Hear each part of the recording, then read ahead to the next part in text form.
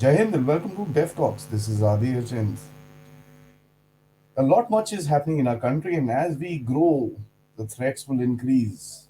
The threats are not just external, they're also internal. Of course, a lot of us will have their opinions on what the internal threats are. I am here with someone really special to talk about how to find out what the threats are and how to counter them before they actually take place. Someone who's worked in the shadows, Major General Amitabh Joshi, Vish Seva Medal, who has retired as a veteran from the military intelligence wing. Sir, good evening and thank you so much for joining.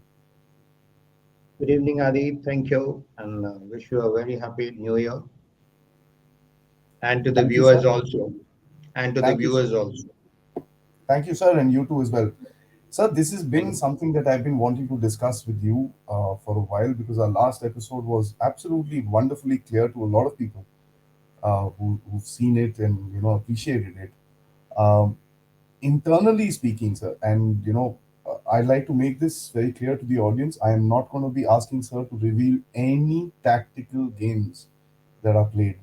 This is just an understanding for us as citizens of what intelligence is and how things can be improved and what can we do to participate in this game. So, sir, let's kind of break it down first. What are the threats that you kind of, how would you like to categorize internal threats and what are they?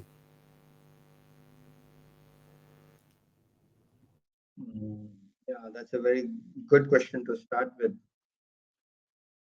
You see, when we talk about internal threats for any nation, there are various kind of threats: external threats, internal threats.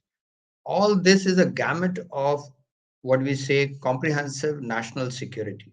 It's a overarching term or an umbrella term under which comes the external security, internal security, economic security, social security of people,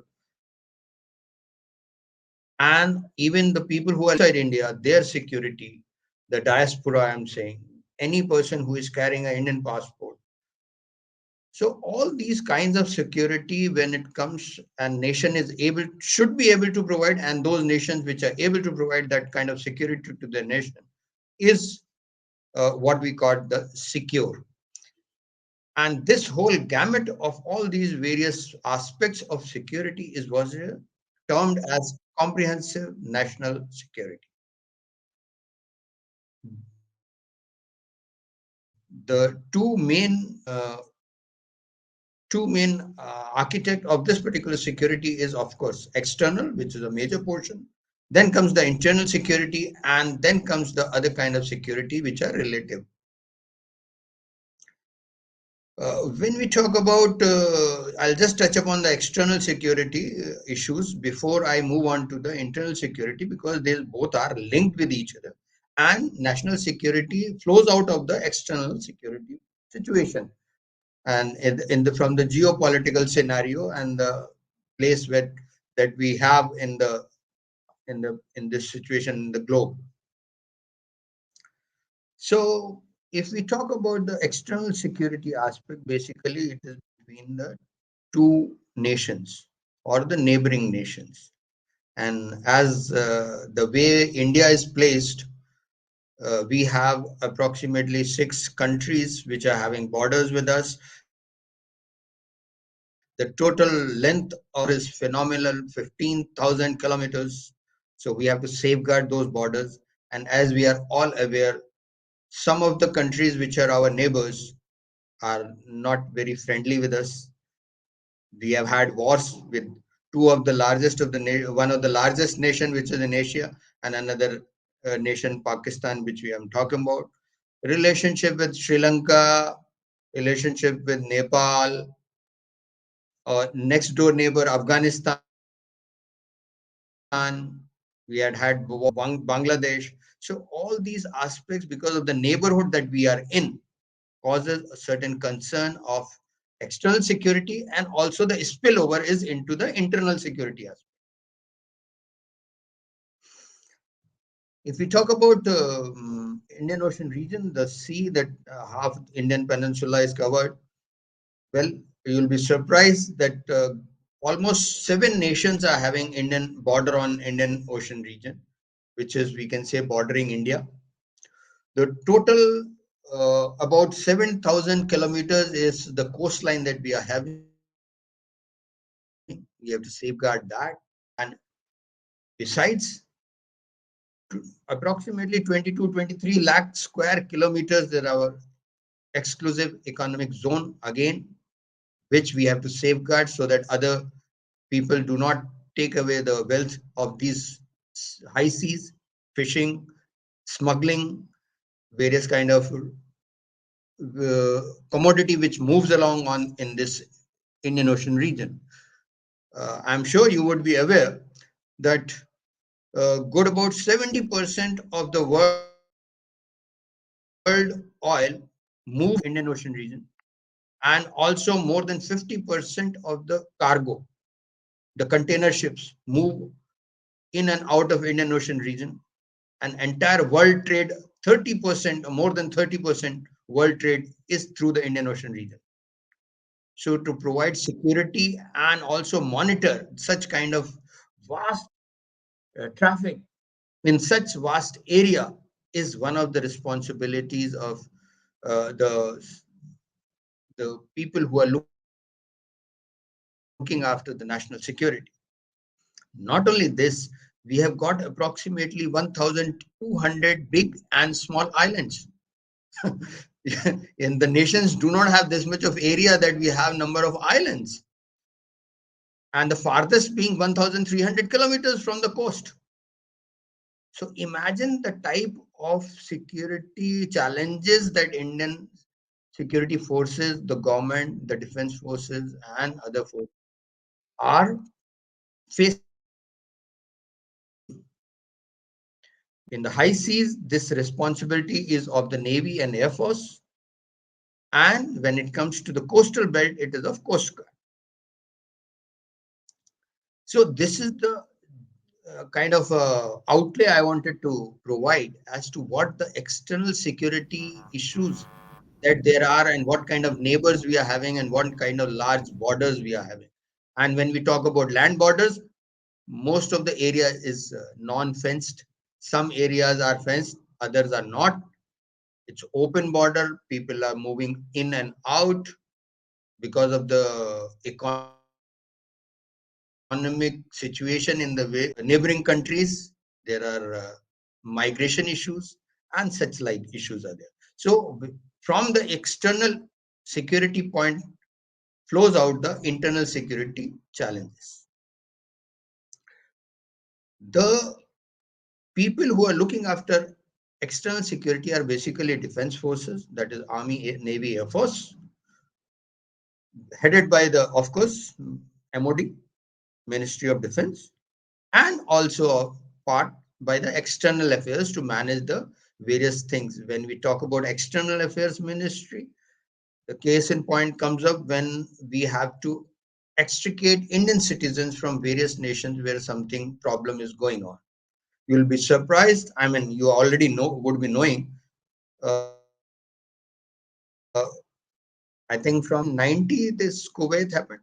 1990 till date, India has undertaken 13 major such operations wherein citizens from outside countries have been brought into India with so much of effort, and because of the Indian uh, because of the policies that India government is having, and because of the external affairs ministry relationship with those countries, you can imagine how people were evacuated from country like Afghanistan when suddenly US decided that we will cease to have the government over there or the defense forces over there.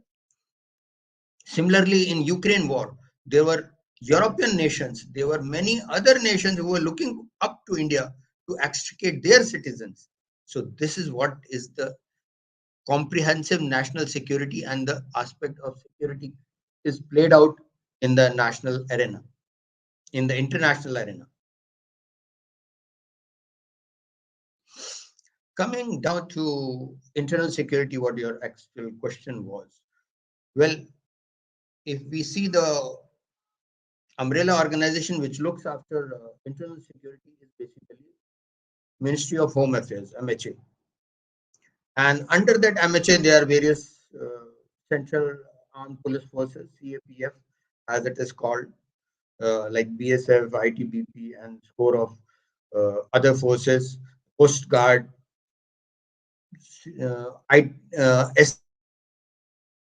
SSB, NSG, and all of these kind of forces are there. Uh, CISF is also part of it.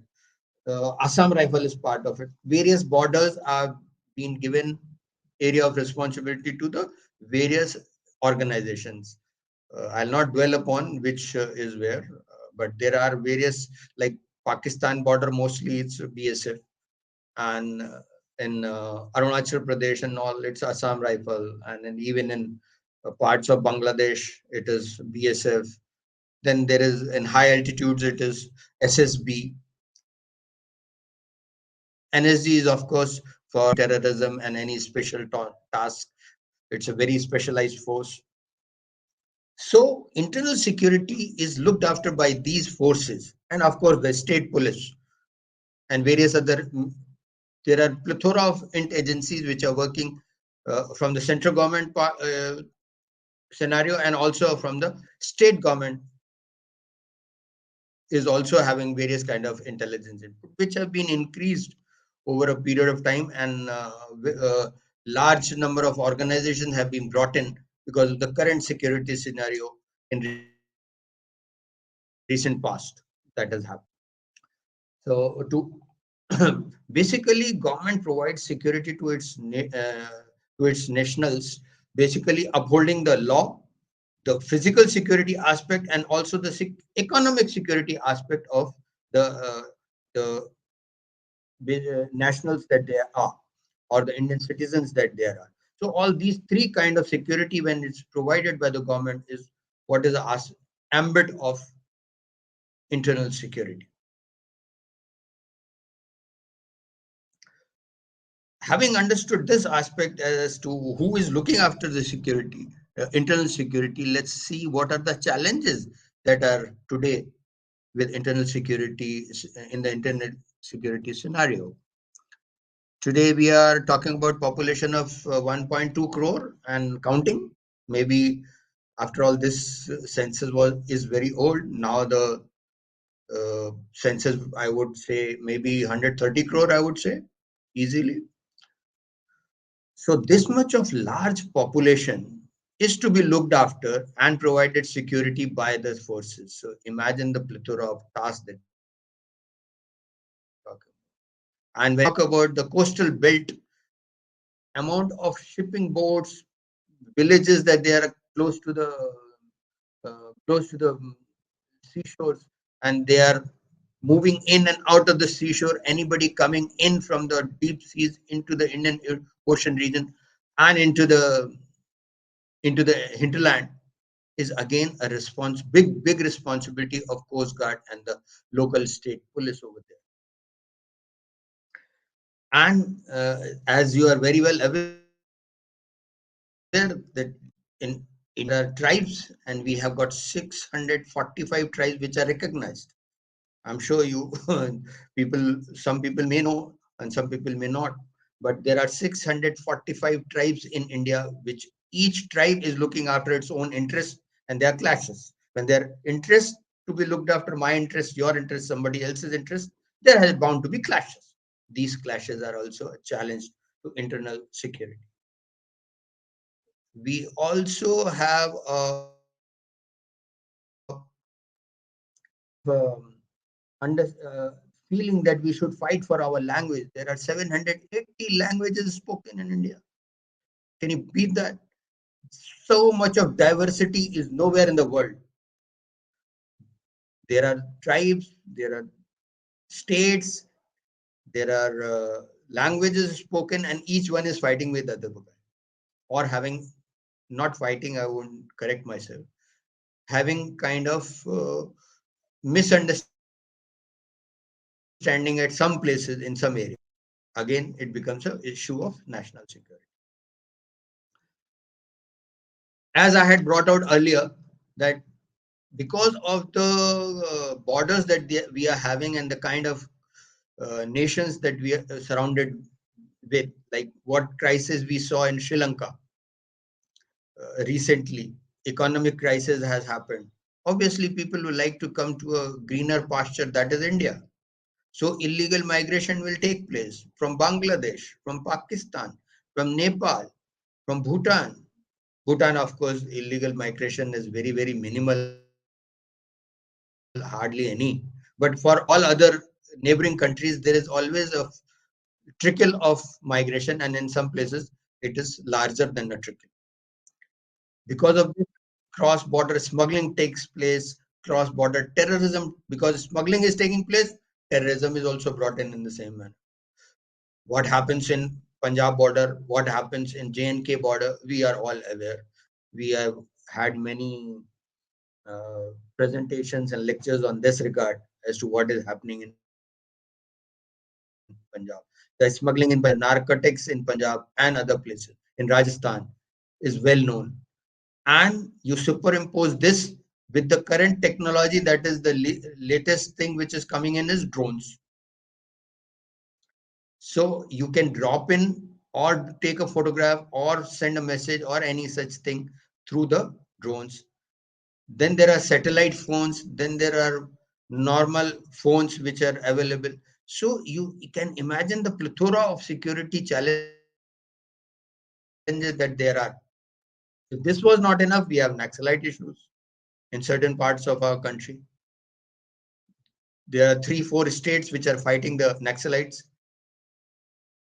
We have been fighting insurgency in Nagaland since 1957, just approximately 10 years after our independence. The insurgency in Nagaland started.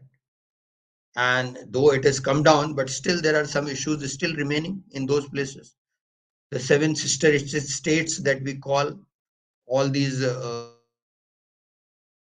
northeastern states, are improving. I'm not denying that, but these are issues and need to be addressed by the MHA and the security agencies and the intelligence agencies. And then, of course, a much talked about issue is the disparity in the Indian populace or the economic scenario, the have fight between haves and have-nots. And then a less talked about thing is political criminal nexus, which has been seen in many places. Some places it has been curbed, some other places it's going on. So the another challenge of security. Of course, with the advent of internet and social media and Facebook and in various other kinds of platforms, and all the money flowing on traveling, as far as various uh, these channels which have opened up, ATM, Paytm, UPI, money transfer, electronic money transfer, because of which another aspect has been added in recent past 5 to 10 years is the financial frauds which are taking place, or criminalization of the financial dealings. So all these things are causing various amount of insecurities in public, and government, the agencies, the police forces have to deal with all these challenges which are today uh, spread around nation. So these are the basic challenges that I feel are there as far as internal security is concerned. Thank you, sir. That was, I think, very well surmised by you. I want to ask you a question with regards to, now we've got the challenges, sir. Uh, the biggest place of information today that we see is the online world, and what it's called as OSINT. You know, everybody talks about OSINT today. Now, is there a need to kind of refocus ourselves in the online world a little harder? Because, I mean, we see instances around the world wherein after incidents, it is being realized that, you know, this person who conducted an incident was there online, he had spoken about this stuff and this and that. We see multiple of these videos of these Kashmiri terrorists coming out. Uh, is there a need to kind of get inside this softer intelligence in the online world to kind of tackle with OSINT as well, sir? um, very correctly brought out OSINT, as it's being termed, open source intelligence. Are you aware when this OSINT word came into being, or when did it start? The start point, as been talked about, is from World War II onwards, because those days the thing was not there. Radio communication was very less, telephone were less, or they were monitored. In any case, when it is trans nation communication had to be done, it had to be through exchanges. So how do you get the gain information of a target country? So in World War II, in European countries, what they used to do, send people, innocuous looking people who is doing a business or some kind of a service in other nation, like in Germany would send people in Britain, France, and such places, so that that person is only reading newspaper or listening to the local news, going through the local magazine, talking to people and collecting intelligence. And this intelligence used to be passed through the to the home nation or to its parent nation. And that is how they used to collect intelligence those days. And if you see, read books, and if you see old movies of World War II, you will realize what I am saying and how important it was at that point in time, the OSINT. In today's term, when we talk about, this has grown further, because now we have any and all kind of information available on internet or on social media or any such like platforms, wherein collecting open source intelligence has become very easy. So basically, what are the places where you will find OSINT? To start with, internet, the videos like we are talking now. This video will go onto the internet. If somebody wants to understand what is internal security aspect, he has to go through this video. That intelligence is available to him. Otherwise, he would have it will be difficult for him to collect all this data. So the metadata which is available to in open source, that the articles which people write, the books which are available on the net, the publications which are there, which are done in, though they are done in good interest, but some people who need to know information is available to them. They can ask it and take out whatever is available. You will be surprised. People have made bombs. People have made nuclear bombs. Uh, Making a nuclear bomb is available on internet. So all you require is to sit down and get onto the internet and collect data. The company profiles are available, the company papers are available, their economic balance sheets are also available at certain times. This is all is available on the internet openly. You don't have to ask anybody, you don't have to approach anybody. And besides what is available on the internet, only about 2 to 4% information is flowing on internet open. Rest 94 to 96% of information is flowing on the dark web. So if I'm clued up enough, I can get inside the dark web and kind of collect any and all kind of information which I require, and there'll be no traces also. Because if I know how to cover my tracks, I nobody can find out as to who had approached and who had logged into my computer and taken out information. You go to through two or three different nations through gateways, 2 3 gateways, so that it will be difficult to trace back where the information was leaked out from. So all this is available. That is why OSINT is being spoken about. So all this information is available in OSINT, and that is why everybody is talking about OSINT. In many, in any and all situation, you can utilize this information, collect this information from OSINT.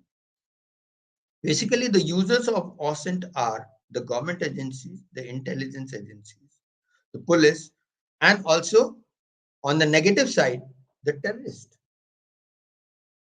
What happened in Bombay blast, you would have read that. Most of the information was collected by the terrorists through open sources. So while on one side the agencies, the protection forces and the intelligence agencies are collecting OSINT, so are the people who are looking to do the crime.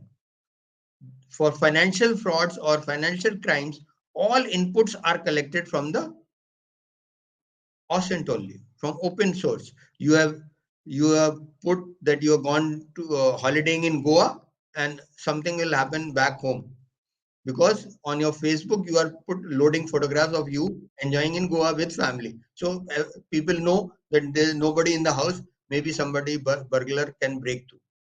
Similarly, the people who are doing some kind of money transactions, today you can get the fake OTP, and any day and every day there's so many frauds happening. Bank sends messages that please don't get into such kind of verbal talk with unknown people. So people, the criminals are also using OSINT to collect information and find their targets. Uh, so we can say that any and all person can utilize this information of OSINT. The gathering methods of OSINT, if you talk about, are basically, I would categorize in three parts. One is the passive intelligence collection of OSINT. That is, when I'm not disturbing anybody, I've just opened my laptop, my internet, and I'm just sifting through various plethora of information and collecting intelligence and collating it myself. Nobody knows, only my computer will know the history where all I have been. If I erase that history, nobody will come to know where have I gone, when, or where have I done any kind of intelligence collection.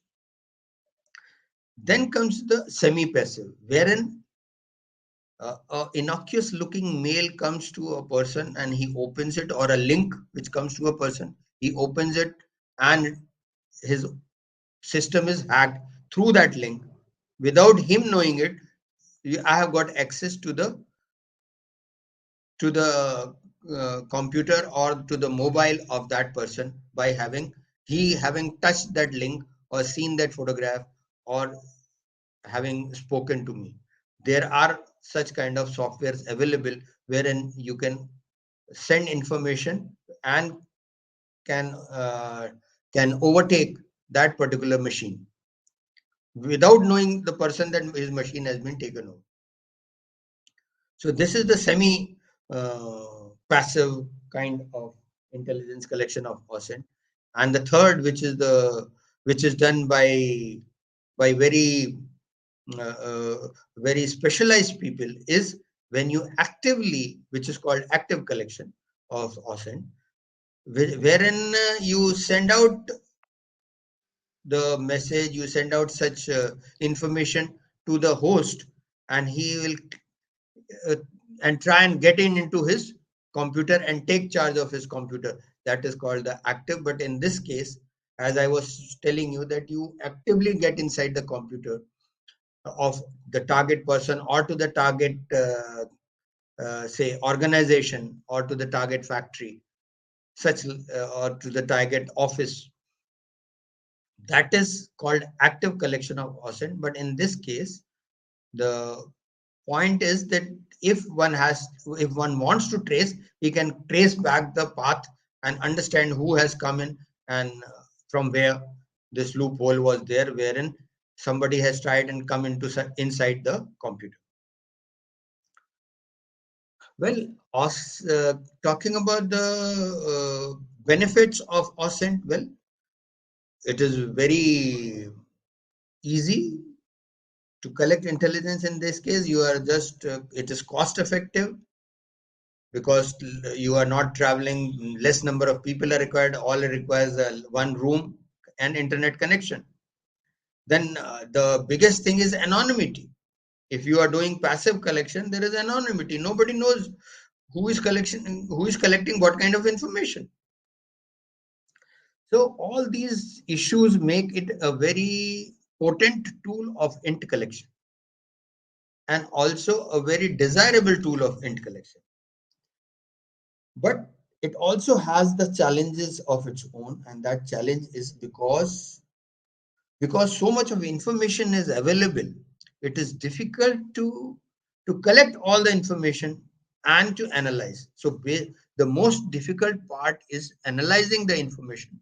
Information is available, collection is also possible, but when it comes to at one place, how do you how do you collect the meaningful information? How do you sift out the meaningful information from that big noise which is available in the domain?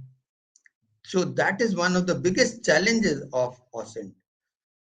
But for that also the solution has come out, wherein there are tools available. There are various kind of tools like Maltigo, Sion, and various kind of there are names of these tools which are available, and there are softwares which are available in the market, paid or unpaid also, wherein you can deploy these tools and collect and sift out or analyze the OSINT that you have collected or the type of OSINT that you want. I hope I have cleared certain doubts about OSINT. Absolutely, sir. This is a, you know, everybody in Twitter today is an OSINT expert. OSINT analyst or OSINT expert. And the Yeah. worst part about this whole thing is a lot of the photographs that everybody claims to be intelligence is actually planted. So Planted. it's a sad state of affairs. But anyways, coming back to our discussion, so a lot of people in India have this, and I'm sorry, I'm going to use this word, misconception that Indian intelligence is not that strong. हमको क्या पता चलता है यार? What is happening in the country? There's so many incidents that take place. How is this possible? The question that I'm trying to ask you is our internal intelligence setup geared enough to kind of look at these kind of threats, developing and manifesting into new and new avenues every now and again, sir? Well, this point that you have brought up is a sore point. Mm, for any botched up operation, you have to look around your shoulder. Who is the next person standing?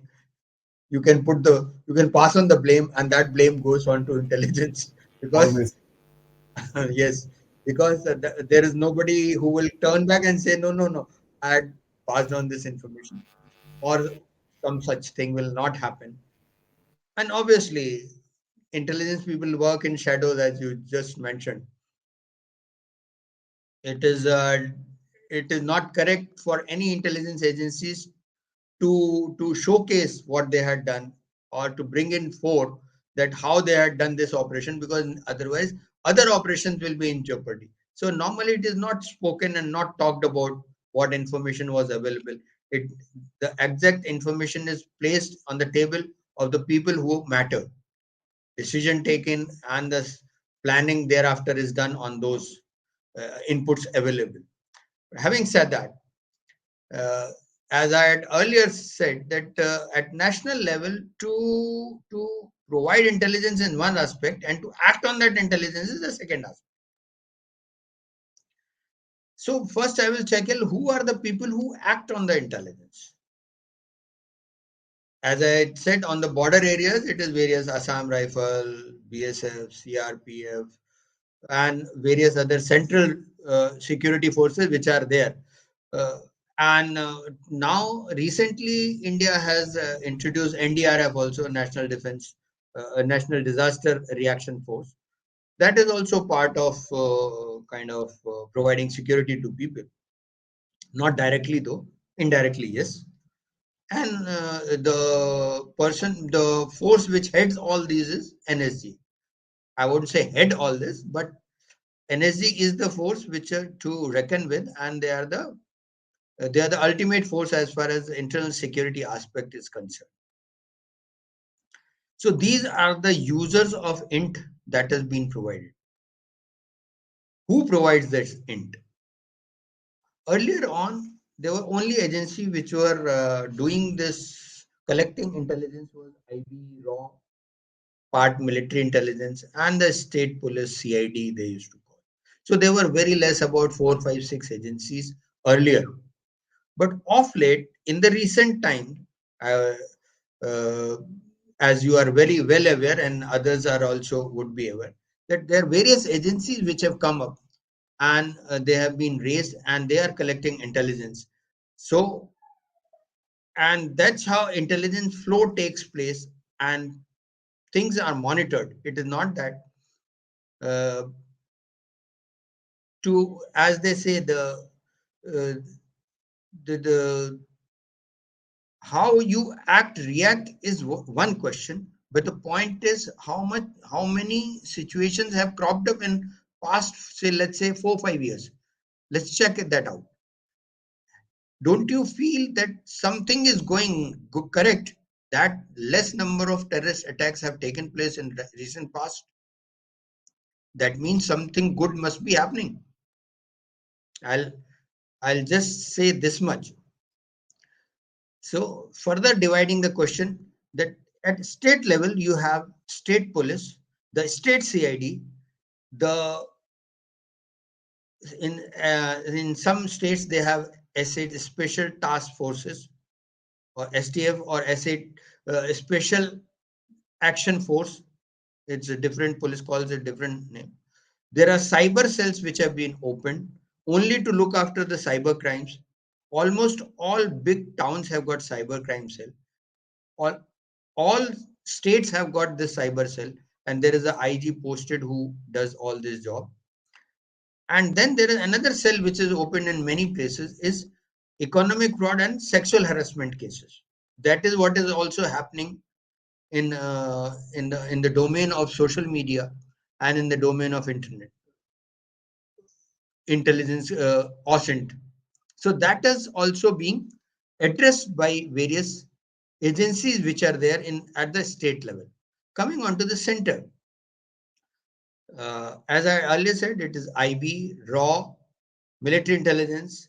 Then there is a DRI, Directorate of Revenue Intelligence, National Narcotics Bureau, NCRB, NIA. All these agencies are there which have their very specific areas and fields. And all this is being organized by NIA overall, and they are at Enforcement Directorate, ED. All these people are collecting information and intelligence of their specific domain, and they are collating data as and when the operations are launched. These agencies all come together and provide information when it is required at the point in time, at the place of action.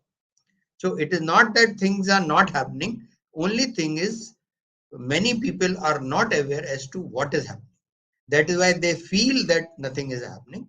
So we should be very, I would like to assure everybody that there is enough intelligence people who are working on ground. They are collecting information, and that information is reaching at its right place, and the actions are taking place. You may be reading in newspaper, you may be seeing it in news. These raids have taken place in Kerala, raids have taken place in Maharashtra, raids have taken place in Bombay, Delhi, in Punjab. How are they happening? How are they happening? Something is going on correctly. That is why these raids are happening and issues are being addressed. I hope I have satisfied your question Absolutely, here. sir. The issue is, and rightly so, as a matter of fact, if I may add, that we always discuss about the bomb that exploded, but we don't talk about the 10 others that didn't. That did So, not explode. so discussion about the one bomb exploded, absolutely correct. There's no question about it. But the understanding has to be there. Plus, our history, as a matter of fact, I guess, is not very pro. It's not showcased any sort of a you know game. Today, people have started reading a little bit, so people have come to know about old stories which have been floating around the place and stuff like that. But the perception is, yeah, हम फंस तो नहीं जाएंगे. You know, that there's a fear, and rightly so. Fair enough. I mean, it shows a certain concern within the citizens. Sir. But thank you for that answer. So I'd like to ask you, as you said, intelligence is always collected, and it's given to the agencies that are supposed to act on it.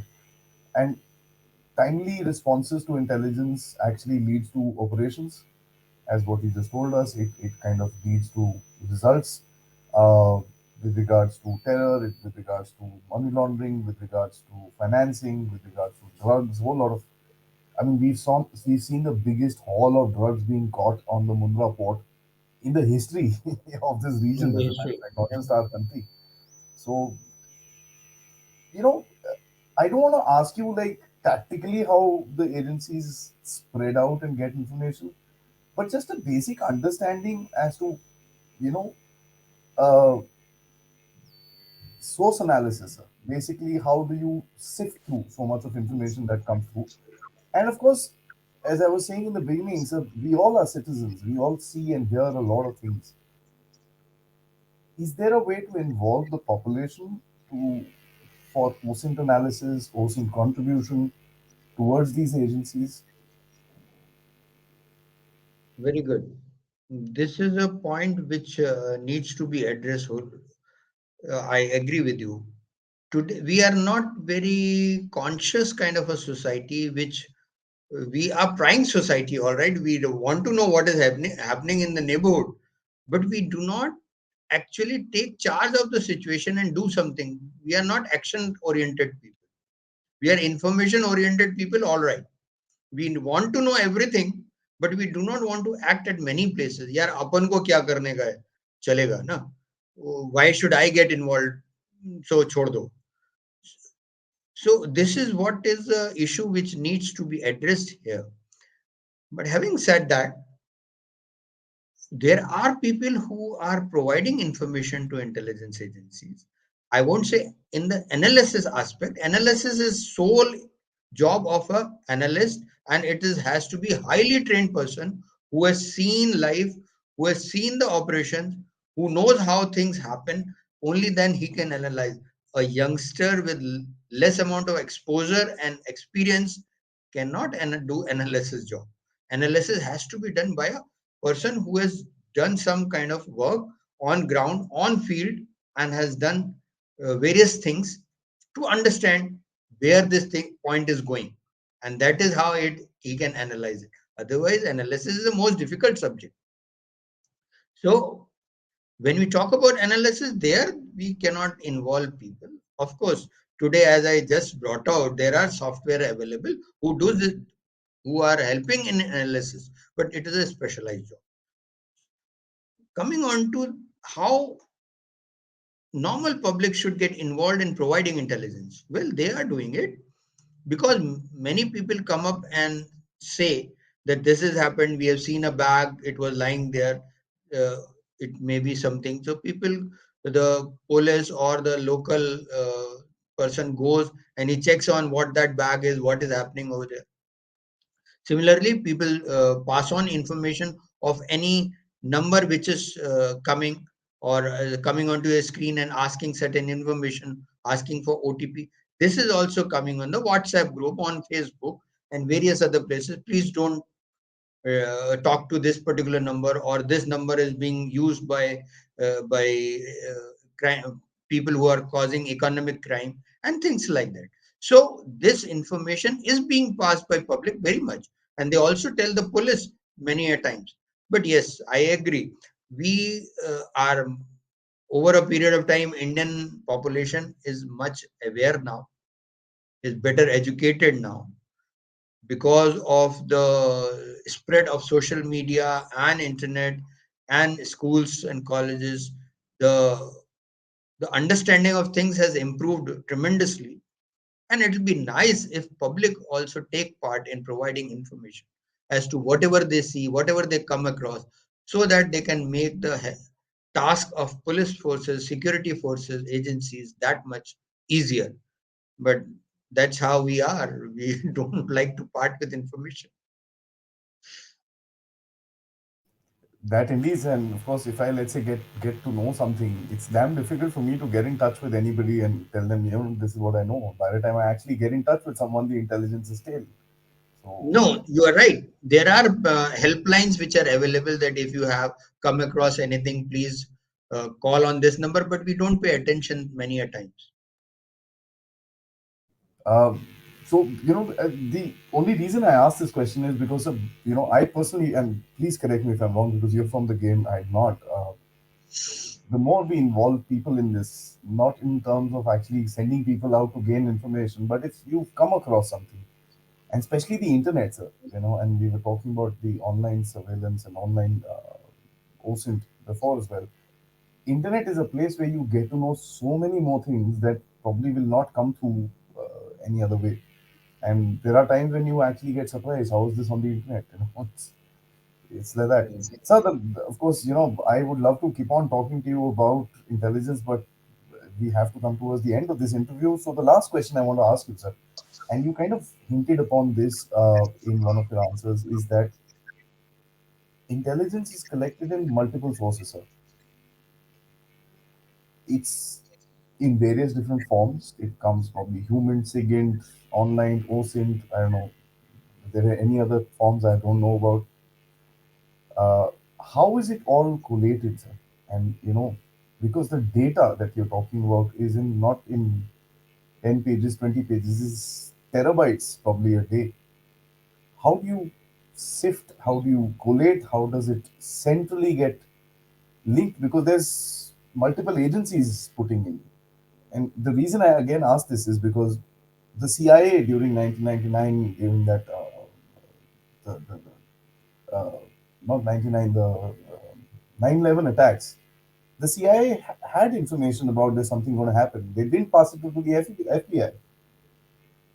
So, is there a The, setup within India which structurally defines and collates everything and kind of joins the dots for further analysis of certain analysis which has been done? you are absolutely correct. Information of 9/11 was available and it was passed on, but the chief of CIA, he said he did not, or that time, not he, it was she. She did not take it seriously and she said that don't pull a fast one on me, kind of thing. It was available, it was in the writing. Well, 9/11, American thing will leave. We talk about India, Kargil war, information was available. It was sent in writing to people concerned, but they did not take cognizance or they took it lightly, whichever way you may like to call. But information was available. It was available. Huh. So I'll not take names. It was available to which agency, but it was available to the agency. Some other time I can tell you.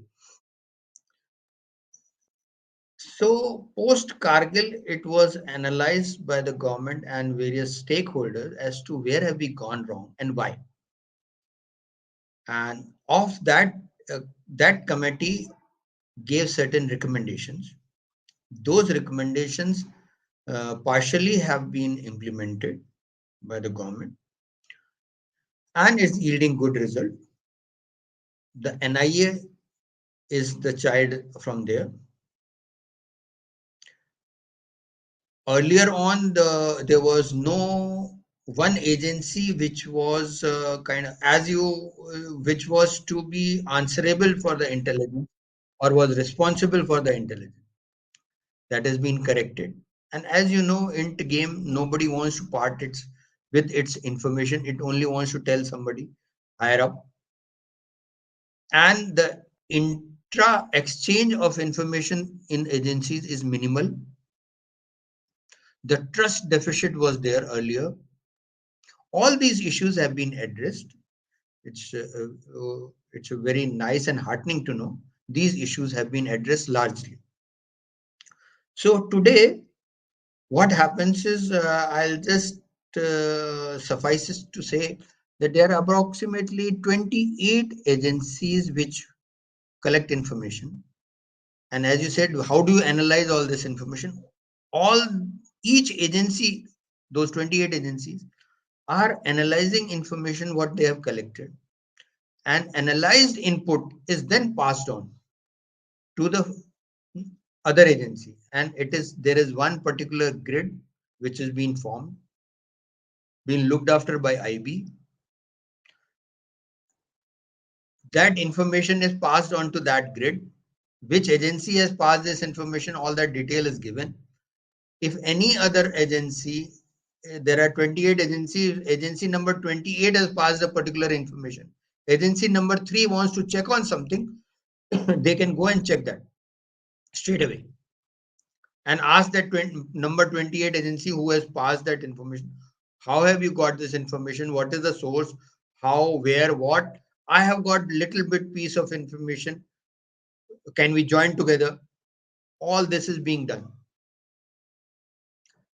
and it is being done at state level and then finally at the central level. Each week, pardon,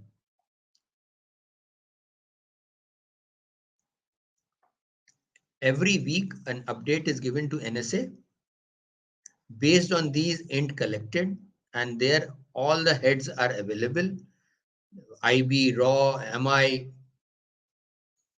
ED, and NIA, any and all kind of heads are available, those who are important.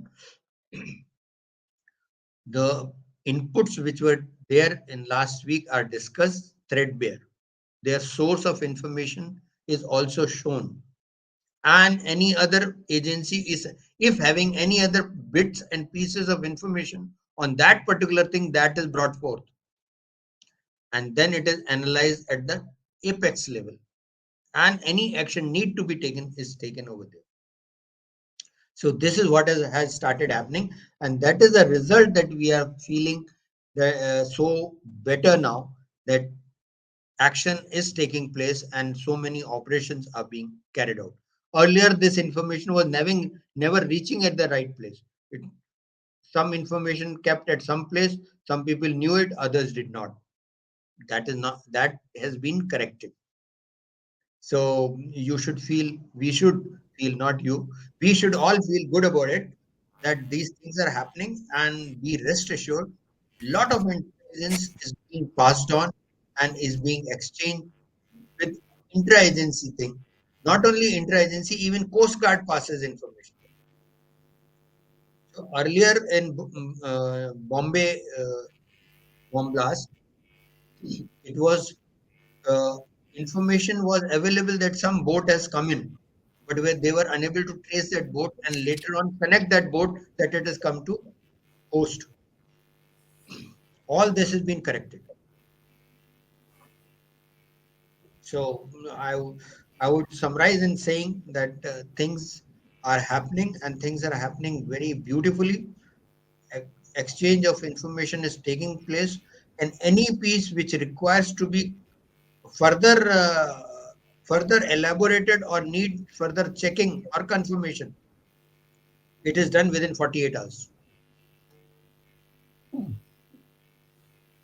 Now that's encouraging to know. So I think, and that's a message that people should take down, because the reason again I'm going to say is that I've been after literally you, that we need to talk about this is because I personally see that there is a certain you know uh, it's lack of information, and then people think it's Distrust. ignorance. Yeah, I mean, I don't want to use that word, sir, because I believe people trust our agencies, but the factor is just because they don't know what happens, they can't understand it, and they all they see are these movies of CIA, FBI, MI5, and Mossad, and this and that, and we always wonder, yeah, hum kab aise karenge? That's a it's a Be rest natural assured, thing to do, sir. be rest assured, things are happening, and that is how various operations in recent past have happened and has happened so successfully. So you must grant the due to various people who are involved in this job. Absolutely, sir. There is no question, and these are people who never get appreciated. So that's something. That's another thing that needs to be Absolutely. said. Now you can appreciate. Absolutely, sir. Sir, I must say thank you so much. It's always a pleasure. I mean, we've had this is the second interaction. It's such a learning experience. I at the end of it, it's not something that all of us must know, but I think this is a good precursor as a conversation to help people understand that there's a lot of things that happen in this country to keep us secure, to keep us Yes. safe, and there is a reason why major terrorist attacks have not taken place for some time now. Um, God's blessing and all the hard work that all the intelligence agencies actually do. In that sense, sir, thank you so much for what you did during your time and, of course, taking the time out to explain this entire thing to us. Uh, I would look forward for another interaction sometime in the future. Till then, sir, Jai Hind. Thank you. Have a good day.